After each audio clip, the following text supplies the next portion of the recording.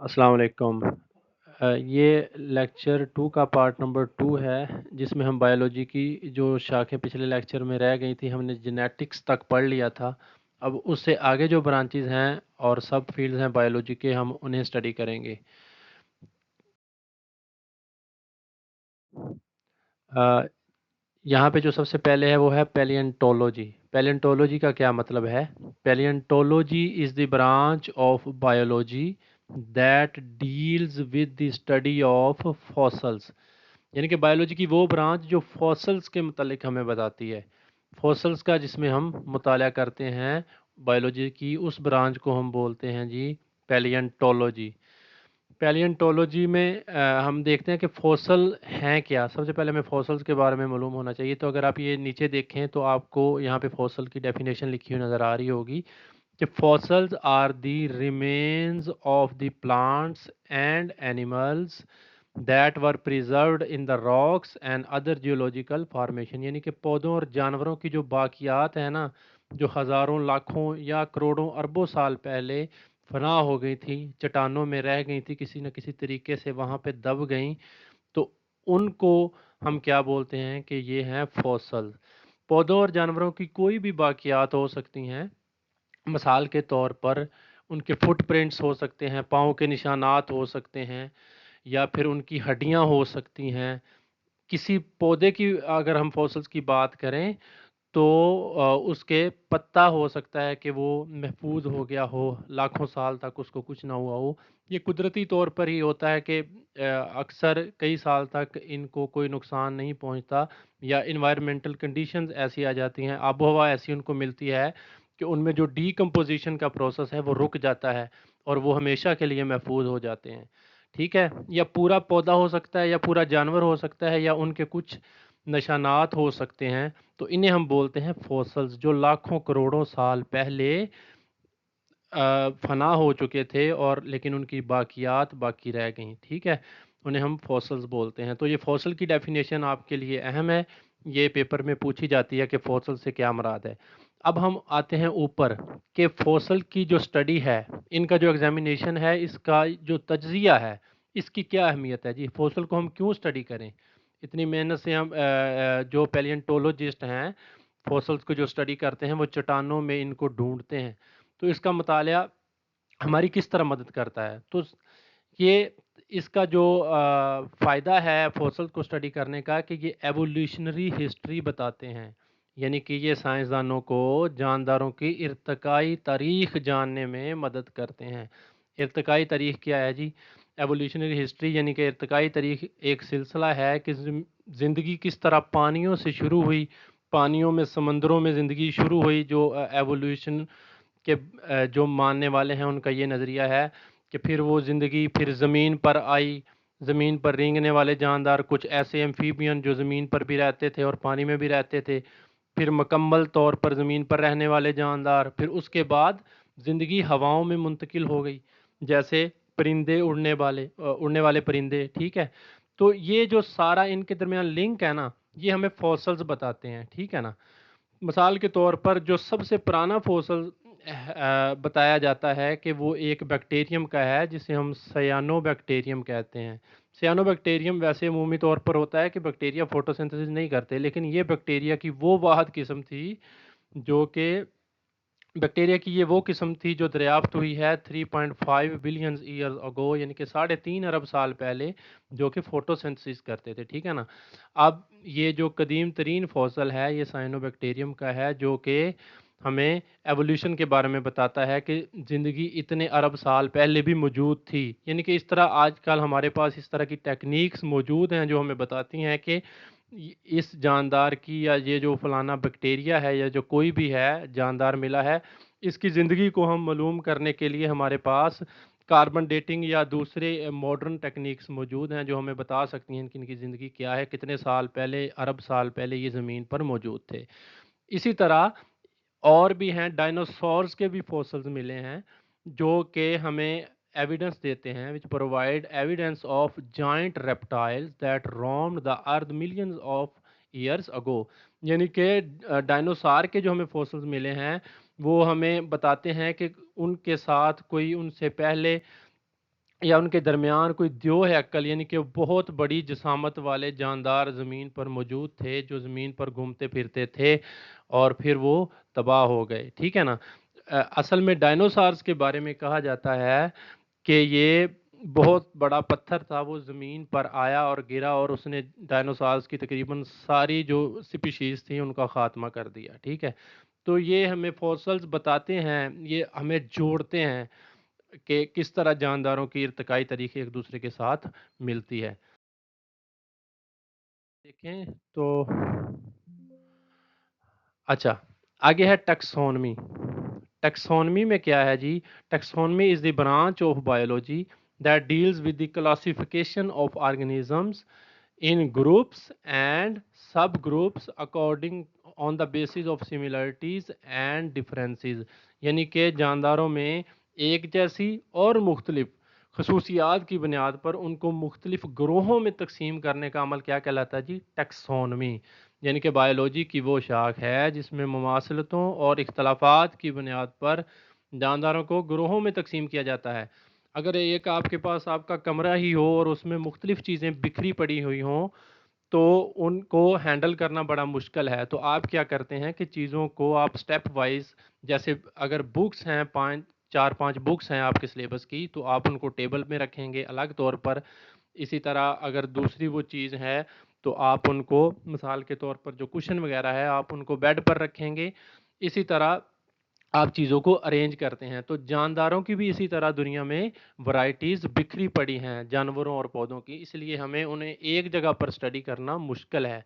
तो हम क्या करते हैं कि उनको देखते हैं, उनमें से जो एक जैसी खसूसियात के जानदार हैं, हम उन्हें ग्रुप्स में, एक तरह के ग्रुप्स में रख देते हैं, और जो मुख्तलिफ उनसे होते हैं, उनको हम मुख्तलिफ ग्रुप्स बनाकर उसमें रख देते हैं। तो फिर जानदारों की क्लासिफिकेशन के क्या फ़ायदे हमें मिलते हैं? यानी कि हमें ये बताता है कि ज़िंदगी के तनों को मुनज़्ज़म करने और समझने के लिए, मिसाल के तौर पर ज़िंदगी की जो मुख्तलिफ़ अक़साम की वैराइटी है, हम उन्हें एक जगह पर अगर एक जैसे जानदारों को रखेंगे तो उन्हें पढ़ना हमारे लिए आसान होगा, उनको समझना आसान होगा, और उनको उनके मतलब की सारी मालूमात हमें आसानी से दस्तयाब होंगी। तो क्लासिफिकेशन का पहला जो है फ़ायदा वो क्या है कि to organize and understand the diversity of life, यानी कि ज़िंदगी का जो फैलाव है, उनको समझने में मदद करती है। और दूसरी चीज़ क्या है जी? नई अक़साम की शनाख्त करने में मदद करती है। यानी कि टैक्सोनॉमी जो है, जिसमें हम, ये ब्रांच है बायोलॉजी की जिसमें हम जानदारों को नाम देते हैं, तो ये हमें नई अक़साम दरियाफ़्त करने की, जिसमें हम जानदारों को तक़सीम करते हैं मुख्तलिफ़ ग्रुप्स में नाम देकर, तो ये हमें नई स्पीशीज़ की दरियाफ़्त करने का भी हमें मौक़े फ़राहम करती है कि हम अगर जानदारों को ग्रुप्स में रखेंगे, तो उसमें अगर एक जानदार ऐसा है जो कि मुख्तलिफ़ ख़ुसूसियात का हामिल है, तो वो हमारे लिए नया होगा, ठीक है? ये आपके आम तौर पर स्कूल या कॉलेजेस में भी होता है कि जो स्टूडेंट्स, मिसाल के तौर पर आपको आपकी जो फर्स्ट डिवीज़न जिन्होंने ली मिसाल के तौर पर मैट्रिक में, तो एफएससी में जब वो बच्चे गए, तो उनको फर्स्ट डिवीज़न वालों को एक अलहदा सेक्शन में रख दिया गया। उसके अलावा जो बच्चे उनसे मार्क्स में हाई थे, उनके लिए एक अलग सेक्शन बनाया गया। जो टॉपर थे, उनके लिए अलग सेक्शन बनाया गया, ताकि उनको उनकी इस्तेदाद के मुताबिक इल्म से फैज़याब किया जा सके, ठीक है? तो ये हमें जानदारों की क्लासिफ़िकेशन भी इसी तरह हमारी मदद करती है कि जानदारों को हम उनके लेवल पे जाके समझ सकते हैं। क्लासिफ़िकेशन का हमें ये फ़ायदा हो जाएगा। उसके अलावा जी, इर्तिकाई ताल्लुकात का मुताला करने में भी मदद देती है कि किस तरह हम इर्तिकाई ताल्लुकात का मुताला कर सकते हैं। यानी कि जानदारों की एवोल्यूशनरी हिस्ट्री, जैसे मैंने आपको फॉसिल्स के बारे में बताया, इसी तरह ये भी बताते हैं कि ये जानवर जब एक दूसरे के साथ एक दूसरे के बाद आएँगे एक ग्रुप में, तो उनका ताल्लुक पता चलेगा कि वो उनका आपस में क्या ताल्लुक है। अब ये देखें, ग्रुप्स और सब ग्रुप्स में हम कैसे तक़सीम करते हैं, ये टैक्सोनॉमी का एक मिसाल दी गई है यहाँ पे। तो आपने देखना है यहाँ पे कि मुख्तलिफ जो हैं वो टैक्सोनॉमिक ग्रुप्स बनाए गए हैं यहाँ पे। अब इंसान है जी, उसकी क्लासिफ़िकेशन की गई है। सबसे पहले इंसान की जो है वो डोमेन बताई गई है कि यूकेरिया है। फिर इंसान का किंगडम है, वो एनिमेलिया है, यानी कि हम एनिमल्स हैं, ठीक है ना? हायर लेवल के جو اینیملز ہیں وہ ہیومن بینگز ہیں. پھر ہمارا فائلم کا اور ڈیٹا بتایا گیا ہے. یہ صرف آپ کو سمجھانے کے لیے ہے، آپ کی بک کا یہ جو پکچر ہے یہ حصہ نہیں ہے فی الحال، اگلے چیپٹرز میں آئے گا. لیکن ابھی اس ڈیفینیشن کو سمجھانے کے لیے آپ کو بتا رہا ہوں کہ کس طرح کلاسیفیکیشن کی گئی ہے، تقسیم یا گروہ بندی جسے ہم بولتے ہیں. تو یہ آرڈر پرائمیٹس ہے، ٹھیک ہے. پھر اس کے بعد فیملی ہومونیڈی ہے، اور اس کے بعد جو جینس ہے وہ ہومو ہے، اور انسان کی جو سپیشیز ہے، جو انسان کا سائنسی نام ہے وہ ہے ہومو سیپین. تو اس طرح انسان کو سٹڈی کرنا کیا ہو جائے گا، آسان ہو جائے گا، بجائے اس کے کہ انسان کو بھی آپ اسی کیٹیگری میں رکھ دیں جس کیٹیگری میں پودوں کو رکھا گیا ہے یا جس کیٹیگری میں چوہے کو رکھا گیا ہے. تو یہ اوپر والی کیٹیگریز میں جو کام چل جائے گا، لیکن جب آپ نیچے جیسے جیسے آئیں گے تو یہ ایک مخصوص طریقے سے ایک سپیشیز دوسری سپیشیز سے الگ ہوتی جائے گی. ٹھیک ہے جی. تو یہ ٹیکسونمی کا فائدہ. اچھا، آگے ہے جی ایکولوجی. ایکولوجی کی کیا ڈیفینیشن ہے؟ Ecology is the branch of biology that deals with the relationships between organisms and their environment. یعنی کہ جاندار اور اس کے ماحول کے درمیان جو تعلق ہے اس کا مطالعہ کرنا کیا کہلاتا ہے جی؟ ایکولوجی. یعنی کہ یہ شاخ جانداروں اور ان کے ماحول کے درمیان تعلق سے متعلق ہے، یعنی کہ جاندار کا اس کے ماحول کے ساتھ کس طرح کا تعلق ہے. تو ایکولوجی پڑھنے سے ہمیں کیا فائدہ مل سکتا ہے، یعنی کہ ایکولوجی کے جو اسٹڈی ہے وہ ہمیں کیا بینیفٹ دے سکتی ہے؟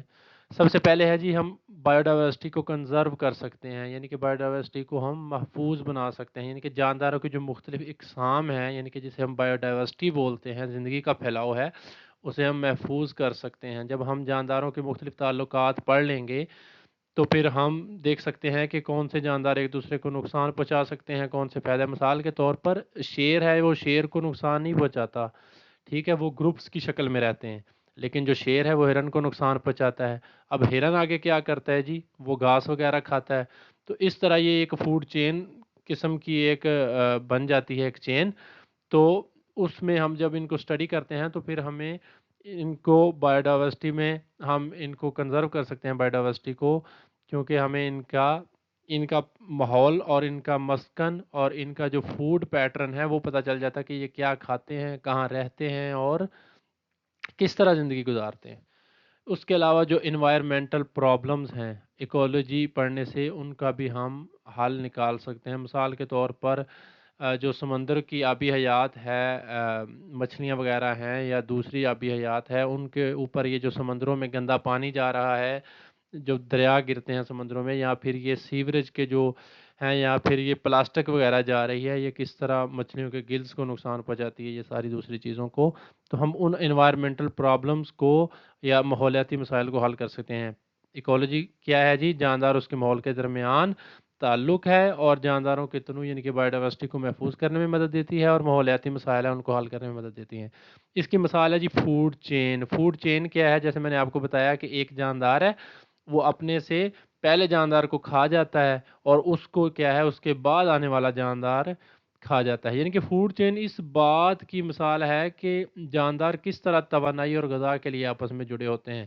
یعنی کہ جاندار ایک دوسرے پر انحصار کرتے ہیں، ڈیپینڈ کرتے ہیں. The food chain illustrates the interconnectedness of organisms for energy and nutrients. یعنی کہ کس طرح آپس میں وہ انٹر کنیکٹ ہیں.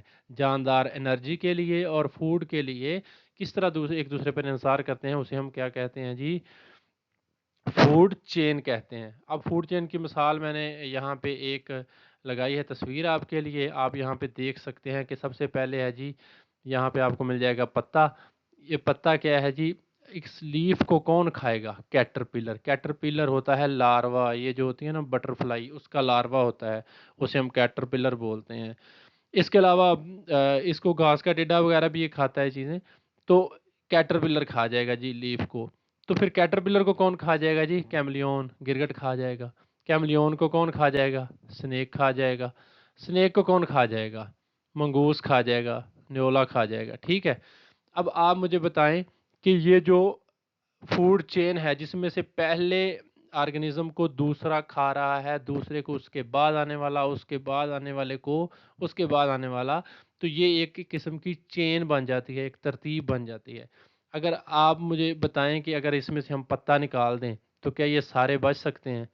तो बड़ा मुश्किल हो जाएगा। इनमें से वही बचेगा जिसके फूड का जो सोर्स है, ज़राए हैं, वो मुख्तलिफ हैं।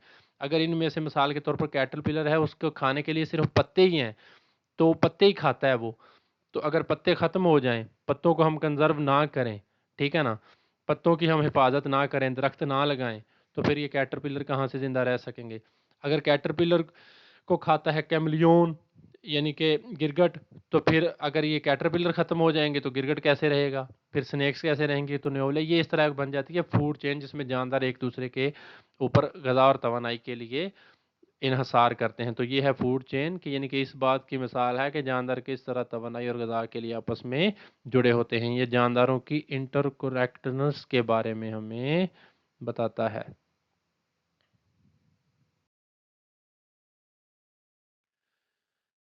उसके बाद है जी मेरीन बायोलॉजी। मेरीन का मतलब है जी समंदर। मेरीन बायोलॉजी इज बायो का मतलब है लाइफ और लॉजी का मतलब है स्टडी करना, यानी कि समुद्रों की जिंदगी को स्टडी करना। Marine biology is the branch of biology that deals with the study of life in oceans. Ocean मतलब समंदर, यानी कि बायोलॉजी की वो शाख है जिसमें समंदरों और पानी में मौजूद जिंदगी का मुताला किया जाता है। तो समंदरों में मौजूद ज़िंदगी का जो मताला है, हमें क्या हमारे लिए मदद कर सकता है? मरीन बायोलॉजी के इल्म के क्या फ़ायदे हैं? तो ये सबसे पहले जी फ़ायदा ये है कि हम ओशन की बायोडाइवर्सिटी को समझ सकते हैं। समंदरों में बेतहाशा ज़िंदगी है। समंदरों में इतनी ज़िंदगी है कि अभी खुद जो मैरीन बायोलॉजिस्ट हैं वो परेशान हैं कि समंदरों में बहुत लाखों करोड़ों वैराइटीज़ ऐसी हैं जानदारों की जो अभी दरियाफ्त ही नहीं हुई, जिनको अभी हमने टैक्सोनॉमी के किसी ग्रुप में रखा ही नहीं है, जिनकी अभी क्लासिफिकेशन ही नहीं की, उनको समझ ही नहीं पाए। तो ये समंदरी जानदारों की डाइवर्सिटी को समझने में, यानी कि तनों को समझने में मदद करता है। ठीक है जी। उसके बाद जी डिस्कवर न्यू स्पीशीज़, हमें यहाँ से नई जानदारों की अक़साम को दरियाफ्त करने में मदद मिलती है। To address address marine conservation issues, मिसाल के तौर पर समंदरी तहफ़्फ़ुज़ के मसाइल को हल करने में मदद मिलती है। मिसाल के तौर पर मैंने आपको बताया कि जो समंदरों में प्लास्टिक और गंदा पानी जा रहा है, ये मछलियों की और दूसरी जो आबी हयात है उनके लिए बहुत नुकसानदेह है। तो इन समंदरी मसाइल को हल करने के लिए हम क्या करेंगे जी? कोई ना कोई कंजर्वेशन का तरीका, तहफ़्फ़ुज़ का तरीका इख्तियार करेंगे। इसकी एक मिसाल और भी दी जा सकती है कि जो कोरल रीफ्स हैं, ये समंदरी चट्टानें हैं कोरल रीफ्स, और जो समंदर में बहुत सारी वैरायटी को सपोर्ट करती हैं, और ये हमारे लिए मेडिसिन का भी ज़रिया है। इन्हें मरजान की चट्टानें भी बोल देते हैं। तो ये क्या है जी? कोरल रीफ इन्हें हम बोलते हैं। कोरल रीफ की मैं आपको यहाँ पे ये एक तस्वीर भी दिखा देता हूँ कि ये जो चट्टानें हैं ना, हम ये मुख्तलिफ ग्रुप ऑफ एनिमल्स और ये जो मुख्तलिफ जानदार हैं उनके ग्रोह हैं यहाँ। ये कैल्शियम कार्बोनेट भी कहा जाता है कि ये भी इनके शेल्स हैं, सेक्रीट करते हैं। और इसके अलावा जी ये मेडिसन का भी ज़रिया, इनसे हम मेडिसन भी लेते हैं। और ये समुद्री कटाव है, जो मिसाल के तौर पर ये कोस्टल एरियाज़ हैं जहाँ पे मौजूद होंगे ये, तो वहाँ पे जो ज़मीनी कटाव है या समंदर के किनारे महफूज रहेंगे, क्योंकि ये ज़मीन को जकड़ कर रखेंगे और जो वो समंदर है उसको वहाँ पे बांधे रखेंगे पानी को। ठीक है, तो ये इसके इतने फ़ायदे हैं। ठीक है ना, यानी कि ये इतनी coral reef support a wide variety of marine life, यानी कि मेरीन लाइफ की इतनी वाइड वैरायटी को ये सपोर्ट करते हैं जी। तो इनको हम समझने का, हमें मेरीन बायोलॉजी को पढ़ने का ये फ़ायदा है कि हमें इन चीज़ों को समझने में मदद।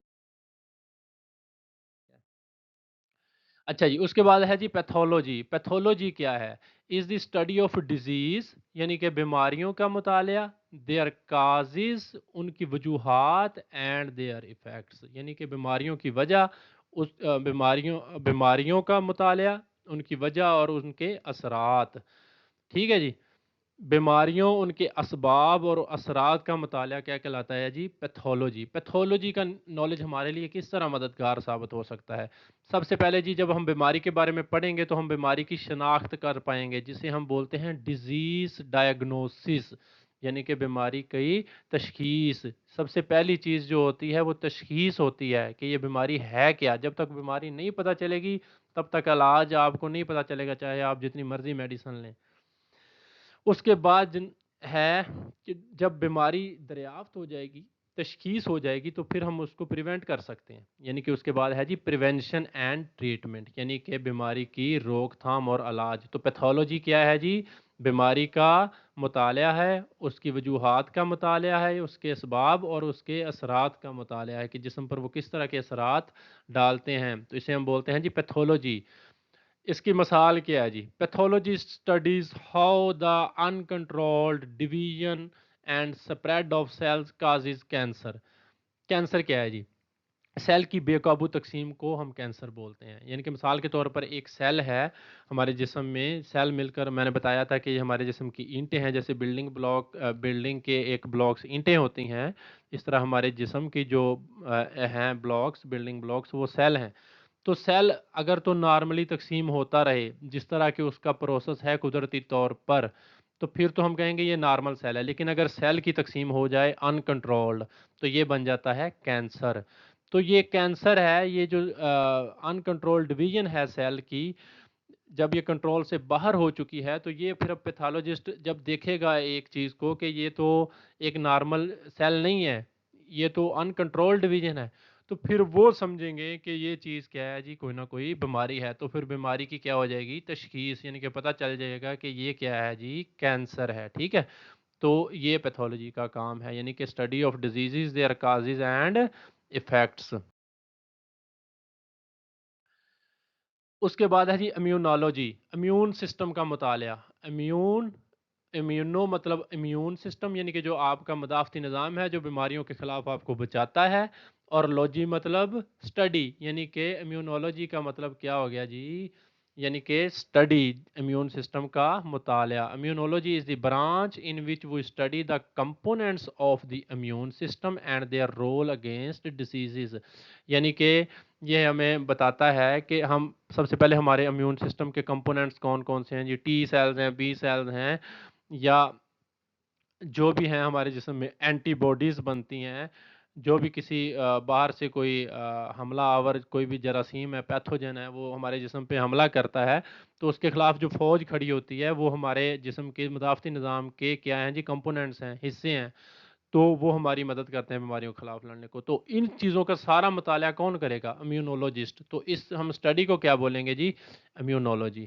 امیونولوجی جسے ہم علم المدافعت بھی بولتے ہیں، یعنی کہ ہمارے جسم کا دفاعی نظام، وہ شاخ ہے جس میں ہم مدافعتی نظام کے حصوں اور بیماریوں کے خلاف ان کے کردار کا مطالعہ کرتے ہیں کہ کس طرح یہ، سب سے پہلے ہم اسٹڈی کریں گے کہ ہمارے جسم کے امیون سسٹم کے حصے کون سے ہیں، اس کے بعد ہم اسٹڈی کریں گے کہ یہ بیماریوں کے خلاف کس طرح ہمارے جسم کی حفاظت کرتے ہیں۔ تو ڈیوٹی آف امیونولوجسٹ کہ امیونولوجی کی، سوری یہاں پہ پیتھالوجی لکھا گیا ہے، یہاں پہ امیونولوجی لکھنا ہے۔ امیونولوجی کے ماہرین کا کام کیا ہے؟ ڈیوٹی آف امیونولوجسٹ کیا ہے؟ Study to develop vaccine, vaccine تیار کرتے ہیں، جیسے کووڈ ہے، کرونا ہے، اس کی ویکسین تیار کر لی گئی ہے۔ پہلے بیماری کو اسٹڈی کیا کہ کس طرح یہ جا کے ہمارے جسم کی فوج کو متحرک کرتی ہے، تو پھر اس کے بعد اس کے خلاف کیا جی؟ ویکسین بنا لی۔ تو یہ کام کن کا ہے جی؟ امیونولوجسٹ کا۔ تو امیونولوجی کا مطالعہ ہمیں یہ مدد دیتا ہے کہ ہم ویکسین بنا سکتے ہیں جو بیماریوں کے خلاف ہماری مدد کر سکتی ہیں۔ ٹریٹ آٹو امیون ڈیزیزز، یعنی کہ خود کار مدافعتی بیماریوں کا علاج۔ آٹو امیون ڈیزیزز کون سی ہوتی ہیں؟ خود کار مدافعتی بیماریاں وہ ہوتی ہیں کہ جب ہمارے جسم کے سیلز ہیں جو، وہ خود ہی ایک دوسرے پر حملہ کر دیں، خود ہی لڑ پڑیں، تو انہیں آپس میں لڑ پڑیں۔ لڑنا تھا باہر کے آئے ہوئے پیتھوجنز کے خلاف، لیکن لڑ پڑے خود اپنے آپ سے، تو یہ بن گیا آٹو امیون، یعنی کہ امیون سسٹم کے سیلز خود ہی ایک دوسرے سے لڑ پڑے۔ تو اس کے خلاف، اس کے نتیجے میں جو بیماریاں پیدا ہوتی ہیں ہم انہیں کہتے ہیں auto immune diseases. Auto immune diseases میں کون کون سی آ جاتی ہیں؟ آرتھرائٹس آ جاتی ہے نا، جسے ہم سوزش بولتے ہیں، گھٹنوں کی، جوائنٹس کی سوزش۔ یہ جب ہمارے جسم کے مدافعتی نظام کے سیلز ہیں ایک دوسرے پر حملہ کرتے ہیں، خود بخود ہی لڑنا شروع ہو جاتے ہیں، تو اس کے نتیجے میں آٹو امیون ڈیزیزز پیدا ہوتی ہیں۔ ارتھرائٹس ہے، ٹائپ 1 ڈائبٹیز ہے، یعنی کہ جو ٹائپ 1 جسے ہم بولتے ہیں، جسے شوگر عام الفاظ میں آپ بولتے ہیں۔ اس کے علاوہ ایک وٹلیگو بیماری ہے، وہ بھی آٹو امیون ڈیزیز ہے، وٹلیگو بولتے ہیں ہم، جیسے یہ پھلویری ہے، جس میں جو ہے وہ جسم پہ سفید رنگ کے جو پیچز ہیں وہ پیدا ہو جاتے ہیں، وہ بننا شروع ہو جاتے ہیں۔ وہ بیسیکلی کیا ہوتا ہے کہ جو اسکن کا جو کلر ہوتا ہے اصل، جو مثال کے طور پر اگر آپ کا جلد کا رنگ گندمی بن رہا ہے یا سفید عام حالات میں جو بھی ہو وائٹ، یا تو اس کے نتیجے میں یہ کیا ہوتا ہے کہ اس کے اگینسٹ یہ چلا جاتا ہے۔ بننا تھا گندمی رنگ تو بن گیا کون سا؟ وہ فلویری کا جو رنگ کلر ہوتا ہے کہ وہ اس طرح کا بن گیا، جسے ہم وٹلیگو بولتے ہیں نا، یعنی کہ اسکن نے اپنا کلر کیا ہے جی لوز کر دیا۔ تو یہ جو ساری میں نے آپ کو آٹو امیون ڈیزیز بتائی ہیں، ان کا مطالعہ، ان کو ٹریٹ کر سکتے ہیں ہم، امیونولوجی کا مطالعہ کر کے ہم خود کار مدافعتی بیماریوں کا علاج کر سکتے ہیں۔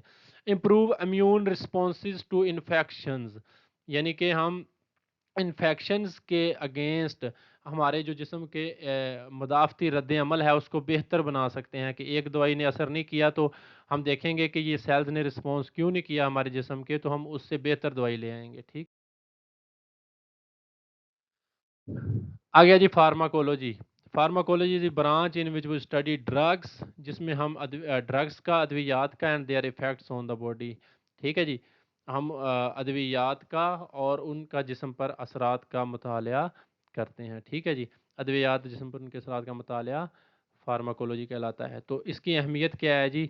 یہ ہمیں نئی ادویات کی تیاری کرنے میں مدد دیتا ہے۔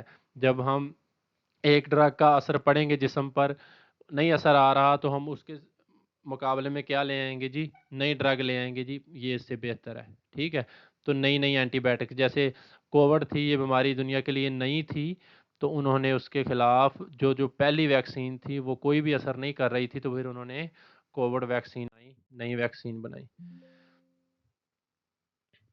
اس کے بعد کرتے ہیں جی پریکٹس، اہم سوالات ہیں یہاں پہ ہم دیکھتے ہیں کون سے۔ Dash is the branch of biology that deals with the classification of organism into groups on the basis of similarities and differences. مشابہتوں اور اختلافات کی بنیاد پر جانداروں کو گروپس میں تقسیم کرنا کیا کہلاتا ہے جی؟ ٹیکسونمی، ٹیکسونمی کہلاتا ہے۔ یہ ایم سی کیو 4 آئیں گے، آپ نے اس پہ ٹک کر دینا۔ ٹھیک ہے جی، اس کے بعد ہے جی the relationship between organism and their environment is studied in, جاندار اور اس کے ماحول کے درمیان جو ہے تعلق ہے اس کو ہم کس برانچ میں اسٹڈی کرتے ہیں؟ تو اس کو ہم اسٹڈی کرتے ہیں ایکولوجی میں۔ ٹھیک ہے، study of life in oceans is called, پانیوں میں، سمندروں میں زندگی کا مطالعہ کیا کہلائے گا جی؟ Marine biology. اس کے بعد ہے جی ڈیفائن فارماکولوجی اینڈ امیونولوجی۔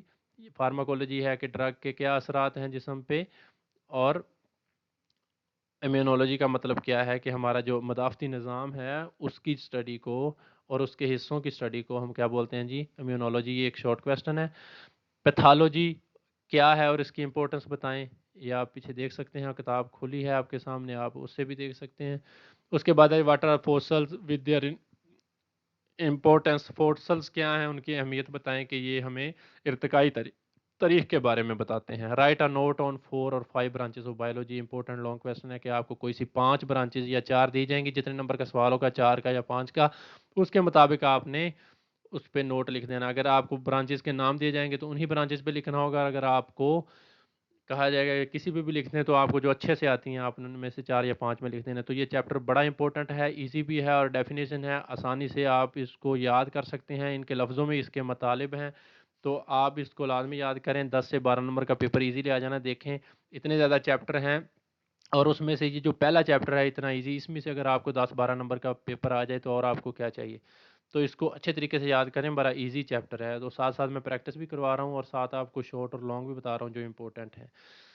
اب آپ کی باری ہے کہ آپ نے کمنٹ سیکشن میں بتانا ہے اس سوال کا جواب کہ the oldest known fossil is dash, قدیم ترین فوسل کا نام بتائیں جو سب سے پہلے دنیا میں موجود تھا اور اب دریافت ہوا ہے۔